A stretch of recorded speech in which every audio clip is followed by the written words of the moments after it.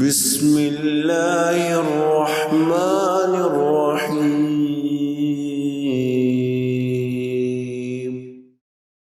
ابو بکر ابن طاہر رحمۃ اللہ علیہ فرماتے ہیں، سورۃ الانبیاء کی آیت نمبر 107 میں اللہ رب العزت نے آپ صلی اللہ علیہ وآلہ وسلم کی تعریف اور فضیلت بیان کرتے ہوئے فرمایا،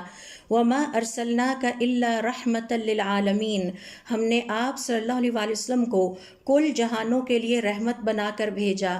آپ صلی اللہ علیہ وآلہ وسلم کا ارشاد ہے، میری زندگی تمہارے لیے خیر اور رحمت ہے اور میری موت بھی، کیونکہ ایک اور روایت میں آپ صلی اللہ علیہ وآلہ وسلم فرماتے ہیں، اللہ رب العزت جب کسی امت کے لیے رحمت کا ارادہ کرتا ہے تو اس کے پیغمبر کو پہلے اٹھاتا ہے تاکہ وہ جا کر آخرت کی دنیا میں اپنی امت کے استقبال اور مہمان نوازی کی تیاری کرے۔ آپ صلی اللہ علیہ وآلہ وسلم کا ارشاد ہے، میں حوض کوثر پر تمہارا استقبال کروں گا، اور جب اللہ تعالیٰ کسی امت کی ہلاکت اور تباہی کا ارادہ کر لیتا ہے تو نبی کو زندہ رکھتا ہے اور اس کی نگاہوں کے سامنے اس کی قوم کو ہلاک و برباد کر دیتا ہے،